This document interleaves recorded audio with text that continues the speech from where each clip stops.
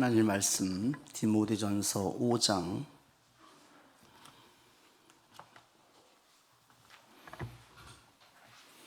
1절로 4절까지의 말씀을 보겠습니다.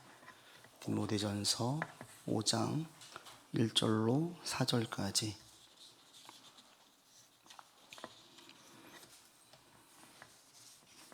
합독하겠습니다. 읽은 일을 꾸짖지 말고 권하되 아버지에게 하듯 하며 젊은이에게는 형제에게 하듯 하고 늙은 여자에게는 어머니에게 하듯 하며 젊은 여자에게는 온전히 깨끗함으로 자매에게 하듯 하라. 참 과부인 과부를 존대하라. 만일 어떤 과부에게 자녀나 손자들이 있거든 그들로 먼저 자기 뜻에서 효를 행하여 부모에게 보답하기를 배우게 하라. 이것이 하나님 앞에 받으실 만한 것이니라. 아멘. 얼마 전에 한 장로님이 찾아오셨어요.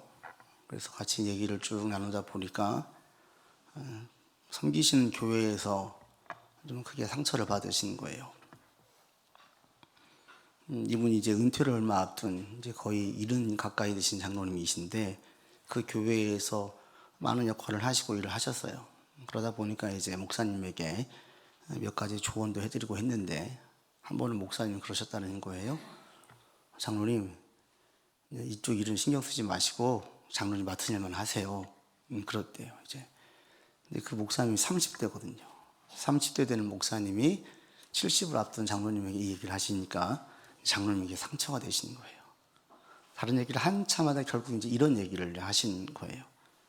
그 제가 들을 때 그랬어요. 아직 목사님, 장로님 젊어서 그래요. 젊어서. 제가 이렇게 하고 넘어갔는데 이 말에 있어서 여전히 무례하고 함부로 대하는 그런 분들, 또 이런 일들이 너무 많아요. 목사들도 그러고 또 장로님들도 그러고 또 권사님들도 그러고 교회에서 지나치게 하대하듯이 또 지나친 참여와 간섭, 어떤 지켜줄 건 지켜줘야 되는데 열심히 지나치다 보니까 지나치게 참여를 해서 본의 아니게 힘들게 하고 어려움을 주는 경우들이 종종 있습니다. 오늘 본문에서 지금 사도 바울이 디모데에게 이런 얘기를 하고 있어요. 1절로부터 2절에서는 목사이기 때문에 성도들에게 무엇인가 잘못된 것을 지적하고 깨우쳐야 될 때가 있다. 그런데 1절에 보시면 절대로 늙은이, 나이 드신 분을 대할 때에 꾸짖지 마라. 꾸짖는다는 것은 뭐냐면 말로써 때린다라는 거예요. 원뜻이 공격한다는 거예요. 심하게 질책한다라는 거예요.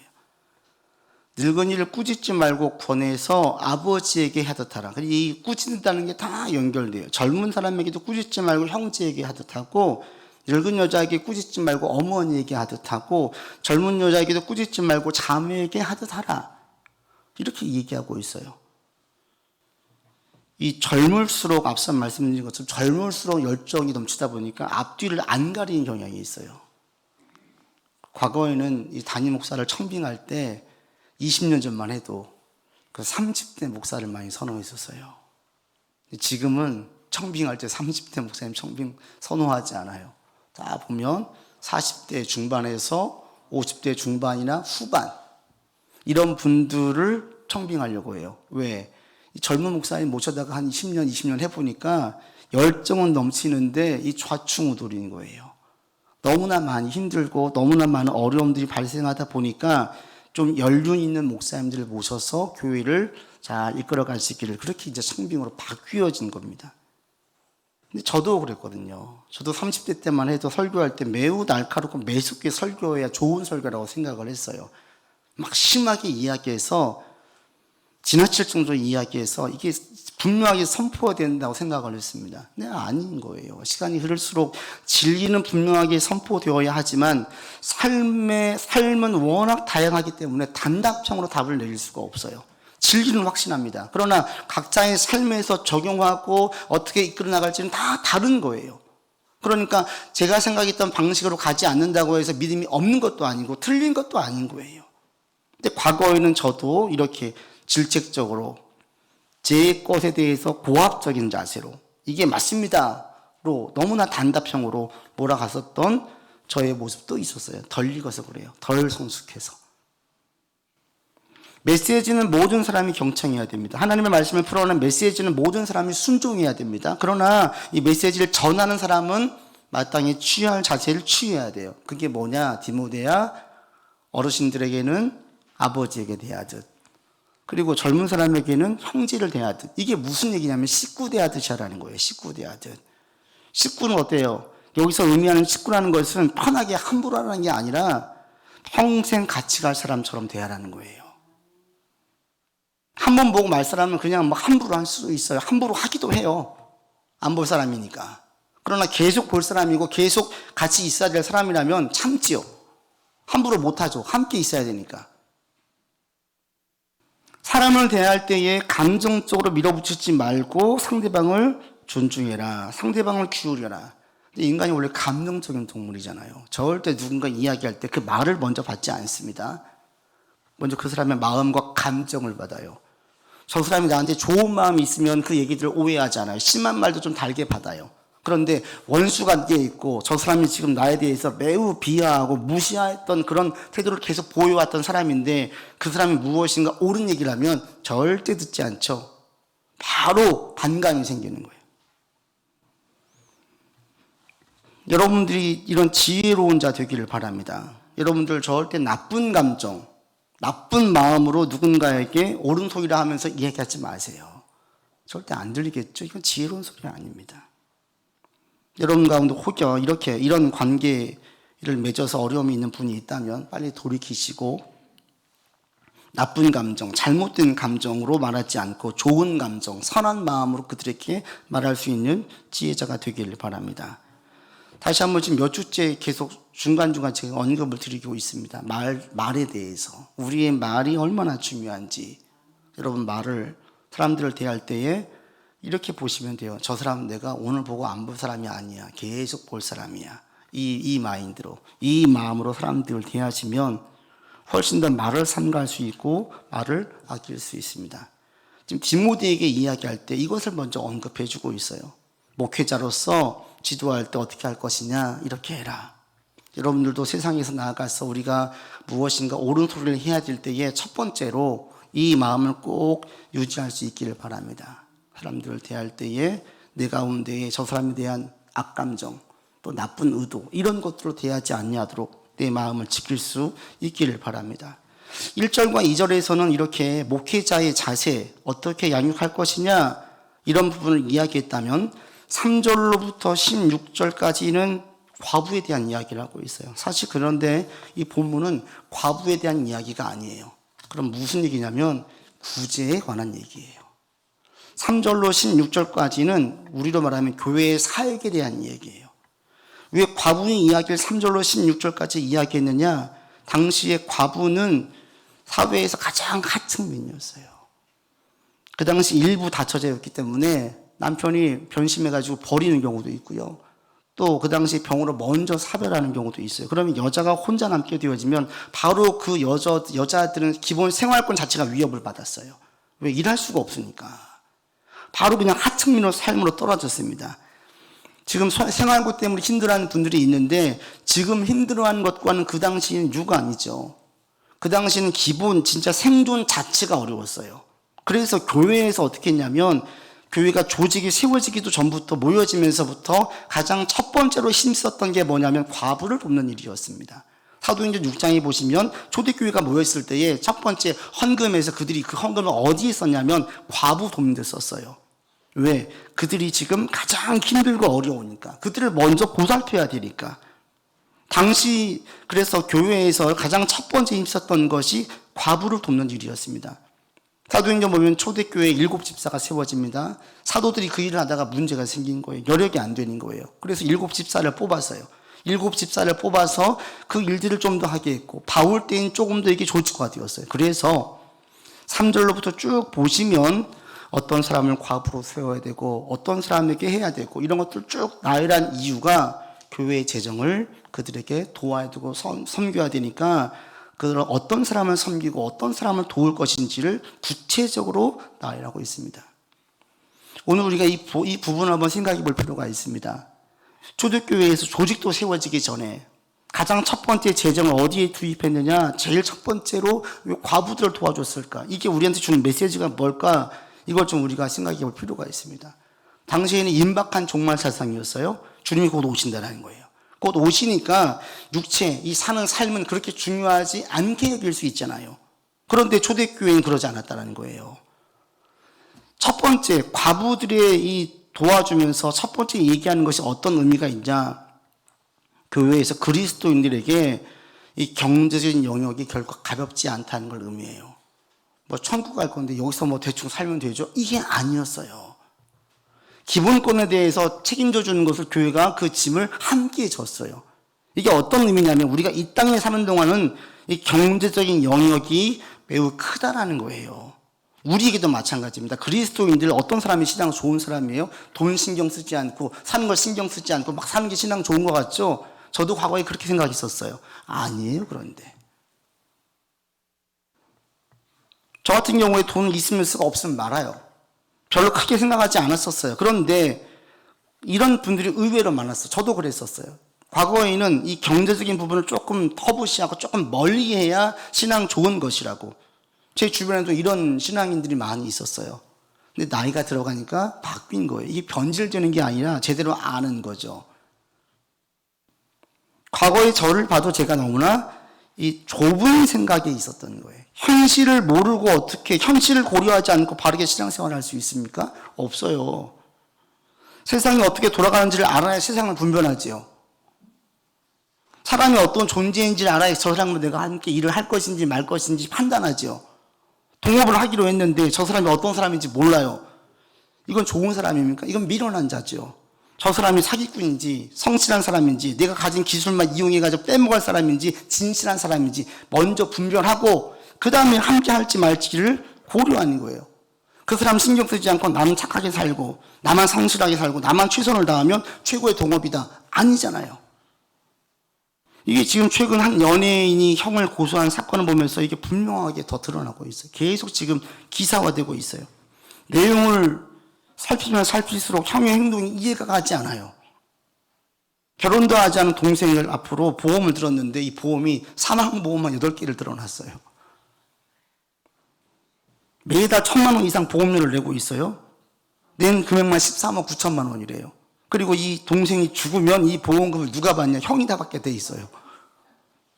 통상 보험을 들 때에는 질병이나 상해 이런 것들을 함께 들잖아요. 실비보험을. 이런 건 한 개도 없는 거예요. 형을 완전히 믿었었는데 이걸 이제 알게 되니까 얼마나 그 배신과 상처가 크겠습니까? 그 형이 정말 잘못했죠. 예, 너무 흥분하지 마세요. 얼마나 잘못됐어요. 그런데 형만의 문제예요? 아니에요. 제가 볼 때는 본인도 문제가 있죠. 힘들겠지만 인정할 건 인정해야죠. 자신이 성인이고 40대인데 얼마든지 직접 돈을 벌었으면 그걸 자신이 관리할 수도 있는데 다 맡겼어요. 도장도 맡기고 형이 이야기하면 그냥 듣고 넘어갔어요. 살펴보지도 않았어요. 그냥 믿으니까. 말만 믿고 전혀 확인하지 않았어요. 그러다 지금은 이제 돌이킬 수 없는 강을 건넜지요. 지금 바르게 잡으려고 하니까 심지어는 부모님도 바르게 잡으려고 한 동생 옳다고 보지 않고 형편을 들고 있어요. 얼마나 마음이 아프겠어요? 제대로 알지 못하면서 나만 바르게 있으면 괜찮아가 아닙니다. 그리스도인들은 세상을 알아야 되고요. 그 중에 하나가 물질적인 부분에 대해서 바르게 알아야 돼요. 여러분들이 가정을 어떻게 꾸릴지 물질적인 계획을 전혀 세우지 않는다면 이건 신앙 좋은 거 아니에요. 하나님께서 채워주실 거예요. 계획이 없이 이렇게 나아간다면 아버지 앞에 순진하고 순결할지는 모르겠지만 지혜는 없는 자예요. 주님께서 우리에게 세상에 보내실 때 뭐라고 했습니까? 비둘기같이 순결하지만 뱀같이 지혜로워라. 순결과 지혜를 함께 얘기했어요. 나만 열심히 살면 하나님 믿고 나가면 알아서 해주시겠지 이렇게 만족하면 안 되고요. 세상을 아는 지혜가 있어야 돼요. 저도 몰랐었어요. 이 목사로만 있다 보면 큰 교회만 있다 보면 다 사택을 주잖아요. 왜 현대인들이 30대가 이렇게 집 문제로 고민하고 힘들어하는지를 몰랐었어요. 나중에 제가 담임 나와가지고 한 7년 동안 있으면서 깨달아지는 거예요. 아, 내가 너무나 온실 속에 있었구나. 너무나 몰랐구나. 형제들이, 성도들의 그 고통과 아픔을 너무나 많이 헤아리지 못하고 너무 가볍게 봤구나. 나 혼자 고상한 척 했구나. 세상을 아는 것, 경제를 가볍게 여기지 않는 것, 이것이 신앙생활할 때 매우 필요합니다. 교회를 저도 바르게 세워가려고 하다 보니까 재정 부분을 신경 쓰지 않을 수가 없는 거예요. 재정을 절대 싫어할 수는 없지만, 얽매여서는 안 되지만 이걸 무시해도 안 되는 거죠. 고려해야 되는 거예요. 그렇게 하다 보니까 하나님의 뜻이 좀 더 분명하게 보여서 저희가 여기까지 온 거예요. 여기 올 때 분명한 하나님의 인도하심과 이것을 저는 확신했습니다. 그 중에 한 가지가 뭐냐면 재정적인 부분이었어요. 이게 신앙이 없는 게 아닙니다. 여러분 가정에 대해서 재정적인 부분을 바르게 계획을 세우고 여러분이 할 수 있는 최선을 다하시길 바랍니다. 그리고 또 한 가지, 내가 최선을 다한다고 다 됩니까? 안 되죠. 하나님의 보호하심이 있어야 돼요. 그래서 주의 보호하심을 함께 바라면서 나아가야 돼요. 분명한 사실은 초대교회는 먹고 사는 문제를 결코 가볍게 여기지 않았다는 거예요. 오늘날도 바른 신앙이라는 것은 먹고 사는 문제를 가볍게 여기는 것이 아닙니다. 예수님께서 무엇을 먹을까, 무엇을 마실까, 무엇을 입을까 염려하지 말라고 했지 무시하라고 말씀하신 게 아니에요. 가볍게 여기라는 게 아니에요. 고려하고 신경을 써야 되는데 그것을 끌어당겨서 염려하지 말라는 거예요. 내 문제 나 혼자 끌어안는 것처럼. 고민하지 마시되 무시하지 마세요. 그렇게 이 부분들을 신경 쓰고 나아갈 때 거기에서 하나님의 도우심과 역사를 볼 수 있습니다. 그래서 초대교회 때에는 제일 첫 번째 있었던 게 뭐냐면 기도하면 주실 거야 라고 과부들에게 말하지 아니하고 도움을 받을 수 없는 그들을 직접 도왔어요. 중요하게 여겼어요. 그리고 이렇게 도와줬던 가장 큰 이유 중에 또 한 가지가 돕는 것이 하나님의 일이기 때문에 그렇습니다. 우리는 선교하는 것, 전도하는 것, 복음 증거하는 것 이런 것만 하나님의 일로 보는데 절대 그렇지 않습니다. 냉수 한 그릇 소자에게 작은 자에게 냉수 한 그릇 준 것도 하나님의 일이에요. 그 초대교회에서는 개인적으로는 복음을 증거했지만 교회의 재정은 어디 첫 번째 썼냐면 이렇게 경제적으로 필요한 사람들을 도왔어요. 왜? 이게 하나님의 일이니까. 우리는 선교하고 성경학교하고 막 전도하고 이런 것만 돕는 것을 하나님의 일로 제한하기 쉬운데 하나님의 일은 그렇게 제한되지 않아요. 훨씬 넓습니다. 이렇게 주변 사람들에게 도움을 줄 수 있는 사람들을 도울 때에 그때 하나님의 능력이 나타나요. 이게 능력이에요. 예수님께서 말씀하십니다. 가장 큰 계명 두 가지. 하나님을 사랑하고 이웃을 사랑해라. 그러니까 묻지요. 누가 우리 이웃입니까? 사랑이 뭡니까? 그때 예수님께서 강도 만난 자 비유를 듭니다. 그러면서 선한 사마리아인의 비유를 드시지요. 누가 이웃입니까? 강도 만난 사람. 지금 절대적으로 도움이 필요한 사람. 그 사람이 내 이웃이다. 사랑이 뭡니까? 그 사람을 데리고 가서 치료해주고 숙박해주고 치료비 대주고 다 돈 경비 대주면서 그들을 돌보는 것이 이것이 사랑이다. 자기 하던 일을 중단하고 도왔어요. 물질로 시간으로 다 들여서 도왔어요. 이게 사랑이라는 거예요. 교회에서 그래서 초대교회 때에는 이렇게 제일 첫 번째에 말로만 사랑이라고 하지 않고 돈을 들여가지고 그들에게 사랑을 보이는 거예요. 그러다 하나님의 능력과 역사가 나타났습니다. 또 한 가지 과부를 도왔던 이유는 뭡니까? 그들로부터 받을 게 없는 거예요. 조건 없이 도운 거예요. 이해 관계를 따지지 않고 도운 거예요. 여러분들이 그리스도를 누군가를 도와준다 되게 좋은 마음이고 하나님의 역사가 나타납니다. 그런데 한 가지 더 중요한 게 있습니다. 뭐예요? 기브앤테이크가 아닌 거예요. 준 다음에 아예 받을 생각을 안 할 때의 복음의 능력이 나타나요. 준 다음에 본전 생각이 나더라. 준 다음에 저 사람이 나를 어떻게 하는지 살피더라. 감사하는지 안 하는지. 감사를 안 하네? 괘씸하네? 이럴 수 있잖아요. 이럴 때는 하나님의 능력이 안 나타나요. 언제 나타나요? 준 다음에 잊어버린 사람. 내가 하나님께 받은 게 많으니까 그 받은 것 중에 일부를 떼어주는 거예요. 내가 덤으로 그냥 1,000만 원 받았어요. 그래서 누군가에게 10만 원 주는 거 기분 좋게 줄 수 있잖아요. 그냥 주는 거예요. 난 엄청나게 큰 사랑을 받았기 때문에 그 중에 일부를 내가 누군가를 도와주는 거예요. 하나님의 사랑으로. 그러니까 돕고 난 다음에 잊어버리는 거예요. 누군가 고마워하면 이걸 되게 불편해해요. 그런 분을 봤어요. 보통 우리 권사님들이 어머니 마음으로 섬기시거든요. 그러면 제가 감사합니다 그러면 너무 이거 불편해 하시는 거예요. 왜 저한테 그러시냐? 왜 저한테 그러세요? 하나님 주신 건데. 이렇게 말씀하세요. 우리가 누군가를 섬길 때 아무런 조건 없이 섬겨야 그때의 하나님의 능력이 나타나요. 그리고 이것을 그대로 실천한, 이 방식을 그대로 실천한 이들이 누구였냐? 우리 한국교회에 들어온 초대 선교사님들이에요. 그분들은 이 방식을 그대로 따랐습니다. 1884년에 장로교 언더우드 목사님, 감리교 아펜젤러 목사님이 들어왔습니다. 그리고 1890년에 평양 쪽으로 사무엘 마페 선교사님, 장로교 쪽이고요. 또 감리교회 윌리엄 제임스 홀 목사님이 1892년에 들어왔습니다. 그리고부터 2년 뒤에 1894년에 청일전쟁이 터졌어요. 청나라와 일본은 지금의 중국과 일본이 서로 조선의 종주가 누구냐, 조선의 주인이 누구냐 싸웠어요. 어디서 싸웠냐면 우리나라에서 싸웠어요. 그래서 여기서 우리 조선만 큰 피해를 봤어요. 일본이 이겨서 중국까지 밀고 올라갔어요.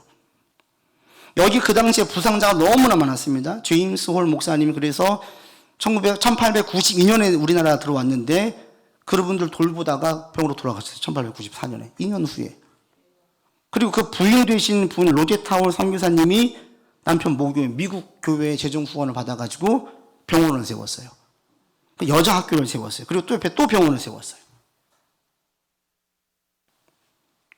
그로부터 1년 뒤에 1895년에 이 조선에 그 당시에 콜레라가 창궐을 했습니다. 지금 말하면 코로나 같은 게 터진 거예요. 그 당시에 동대문과 서대문으로 위치한 병원이 크게 2개 있었는데 다 어떤 병원이냐? 선교사님들이 세운 병원들이에요. 거기서 전담했어요. 당시에는 콜레라를 어떻게 인식했냐면 19세기 때 그 문헌에 보면 콜레라로 죽은 사람이 20만 4천여 명이었고 시골은 2배 이상, 2~3배 이상의 사람이 죽었대요. 콜레라를 어떻게 여겼냐면 그 당시에는 조선 사람들은 쥐가 일으키는 병이라고 생각을 했어요. 그래서 고양이 부족을 갖다가 붙여놨어요. 또 한편에서는 귀신이 주는 거라고 생각을 해서 황소 머리를 갖다 놓고 귀신을 쫓아내려고 했대요. 그러자 에비슨 선교사님이 계속 벽보를 붙이면서 알린 게 뭐냐? 이건 귀신이 아니라 조그만 세균, 미균이다, 미균. 그러면서 어떻게 알려줬냐면 음식을 완전히 익혀 먹으십시오. 물은 깨끗한 병에 담가서 드십시오. 손과 입은 철저하게 씻으십시오. 이게 19세기에 했던 방법이에요. 놀랍지 않습니까? 이번에 코로나 터진 다음에 초기에 저 깜짝 놀란 게 어느 순간 기독교가 이렇게 무너졌나. 소금물로 나올 수 있다. 믿음으로 마스크를 벗고 예배를 드리자. 19세기 때도 이렇게 안 했어요. 그 당시 이렇게 나가자 여기에 대해서 복음에 대해서 마음을 열고 의식 있는 사람들이 교회로 온 거예요. 선교사님들이 제일 힘썼던 게 뭐냐면 병원 세우는 것, 학교 세우는 것. 애들이 자기 이름의 뜻도 몰라요. 글씨도 못 써요. 여자애들은 학교도 안 보내요. 여학교 세웠어요. 병 걸렸는데 치료를 안 해줘요. 그러니까 엄청 병원을 세웠어요. 다 무슨 돈으로요? 자기가 이 파송된 그 교회에 후원 받아가지고 다 세운 거예요. 이게 우리나라에 세워진 병원과 학교들이에요. 그러니까 이 나라가 회복되는 데에 하나님의 능력, 많은 사랑의 사람들의 경제적인 후원이 있었기 때문에 우리가 빨리 일어설 수 있었습니다. 병원 세웠습니다. 그리고 그분들에게 근무도 받지 않았어요. 월급은 저는 파송한 교회 후원금을 받겠습니다. 그리고 병원을 자기 소유로 삼지도 않았습니다. 이렇게 해서 왔어요. 그래서 그 복음에 대해서 마음을 열고 의식 있는 많은 사람들이 교회로 찾아왔어요. 그렇죠. 그 결과 우리가 알고 있는 1919년도 3.1운동 독립선언문 쓸 때 33명 중에서 16명이 기독교인이었죠. 그 중에 살펴보니까 13명이 목사님과 장로님이에요. 10명이 목사님, 1명이 전사님, 2명이 장로님. 얼마나 의식 있고 한국, 대한민국을 끌어안고 책임감을 가진 분들이 많이 있는지를 알 수가 있어요. 오늘날 우리가 한국교회, 한국 성도들이 어디에 힘써야 될까요? 여러분 주변에 있는 사람들에게 필요를 돕는 거예요.